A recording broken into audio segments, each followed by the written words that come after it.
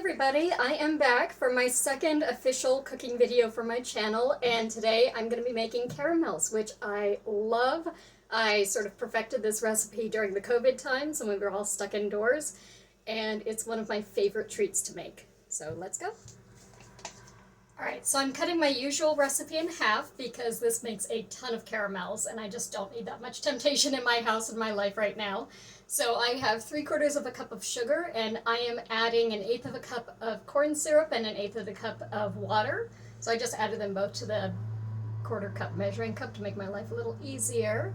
And now we mix it all together. And you may be thinking that usually the recipe calls for you to put the corn syrup into the pot with the sugar and water and mix it all there.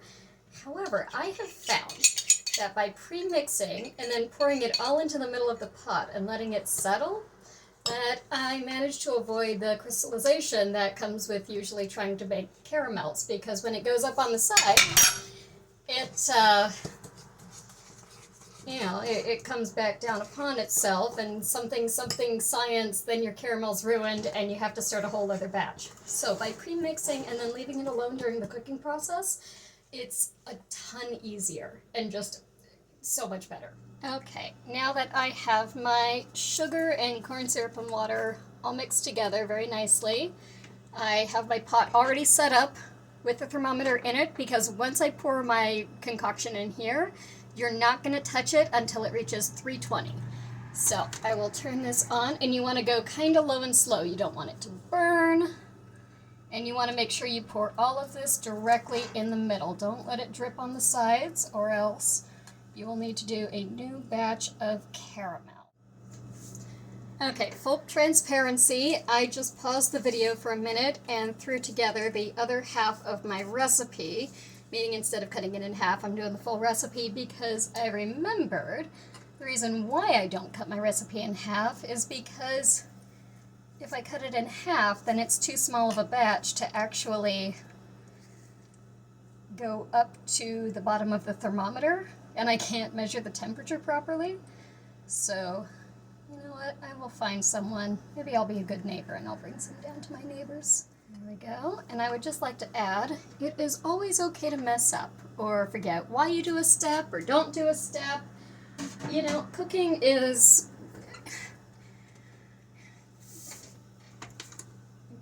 can be an exact science, but it's okay to mess up and fix things or abandon and try again later and just sort it all out. Okay, now that I have the proper amount of sugar and corn syrup in my pot, I'm just going to wait for this to get up to 320, and I will add my butter and my heavy cream.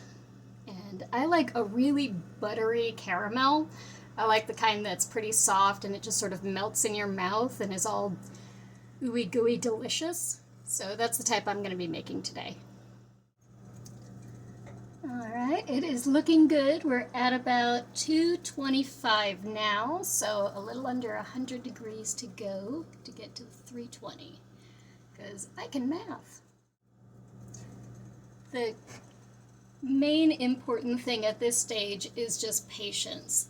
The temperature goes up so slowly that you may be tempted to turn up the heat a little bit, but you just want low and slow. It will get there in its own time. Just hang out and wait. Maybe grab a book or listen to some music, or you can stare at the wall, watch paint dry. Anything you can do to occupy your time and resist the urge to just crank up the heat to get it up there. So this is what I want and expect to see at this stage. You saw I had like the little tight foam there on the surface for a while, and now the cooking syrup and the big bubbles are slowly taking over everything, and this is exactly on point. This is going perfectly so far, and now I need to knock on wood so that I don't jinx myself. Okay, we have reached 320, so I'm going to throw the butter in first, and I will put the recipe for my caramels in the description. Okay, try not to get paper in my caramels. Nobody wants that. And I mix And I see the delicious foaminess that happens. And it all clumps together at first, but you just gotta have faith and keep mixing, and it calms down in a second, and it turns into a beautiful caramel color. So I'm gonna take this. Oh, no, it's okay. All right. So that. I don't need this for a second. All right, let's watch me struggle.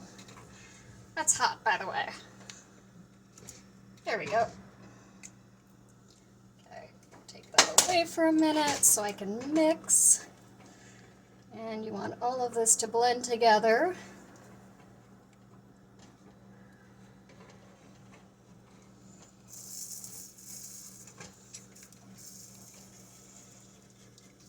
Just faith and patience. And eventually it will get there.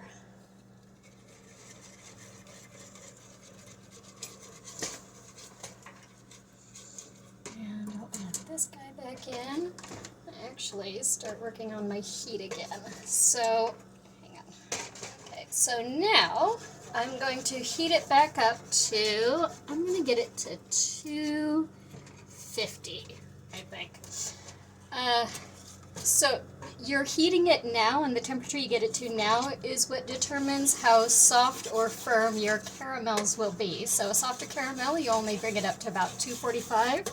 And for a really firm caramel, you bring it up to about 255, 260. I'm going to aim for slightly in the middle.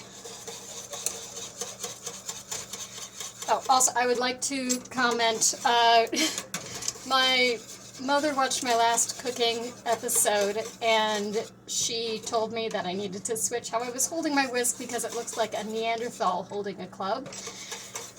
This is, unfortunately, this is just the way I whisk. It seems very uncomfortable, but it's very comfortable to me. I also write this way. So sorry Ma, I recognize that I am doing the Neanderthal club whisking, but that's just the way it works for me.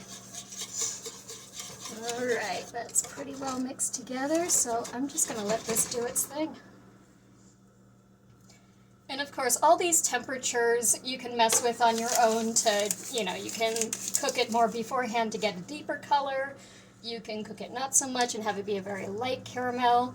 So all of this can be adjusted. This is just what I prefer when I make them. The other fun thing about these caramels is that you don't have to add heavy cream. If you want to try something different, one of my favorites for the holidays is I will add eggnog instead of heavy cream. Or you can add like Irish Baileys if you wanted it to have more of an adult boozy feel to it. You can go with apple butter if you feel like taking it in that direction. It's sort of a wonderful thing, caramel. Oh yeah, that's looking good. So now we wait again with lots of patience and just let it do its thing. Okay, so at this point, I'm getting it up to 250, and it's super foamy, and I have the stick across the top to keep it from boiling over, but this is, again, lots of patience. Just low and slow, and wait for it to get there. So, my caramel is finally almost ready, and I'm going to bring it over and pour it into my molds, then I'll let them set, and have some yummy caramels. Now, and yes, I know, I'm terrible at pouring these into molds. I am aware of that. But that's why I use the spatula to sort of scrape it all down.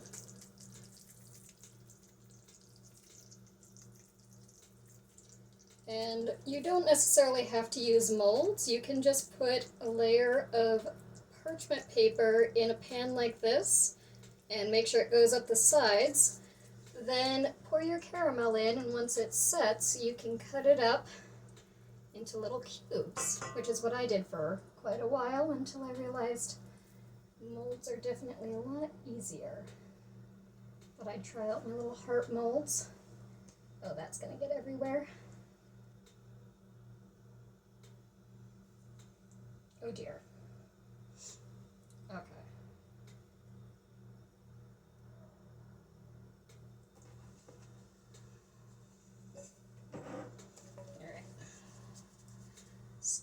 this all down in. Look at how pretty that is. Okay, and I'll be back when I'm ready to pop these out and they've set all up. All right, we're back. It's been about 30 minutes and Beans! Sorry, my cat's meowing in the background because he wants me to go find him because apparently he likes playing hide and seek, and he'll meow and then I go find him and he yells at me some more and then runs out for loves. I'll play hide and seek when I'm done with this. Yeah, so they are all set up and ready to go. I like to usually wrap them in wax paper, but I don't have any, so parchment will do just fine in a pinch. And I just fold them up, give them a little twist, and throw them in my jar. And I will have a lovely large jar full of delicious, delicious caramels to eat and pass out to everybody. Alright, well hopefully you enjoyed this video. I'm going to put out a shorter version just in case you don't have time to watch this whole thing, but any likes, subscribes, thumbs up, you know, comments, I love it all. So please, you know, I hope you enjoyed, and I hope to see you again in the next video. Bye!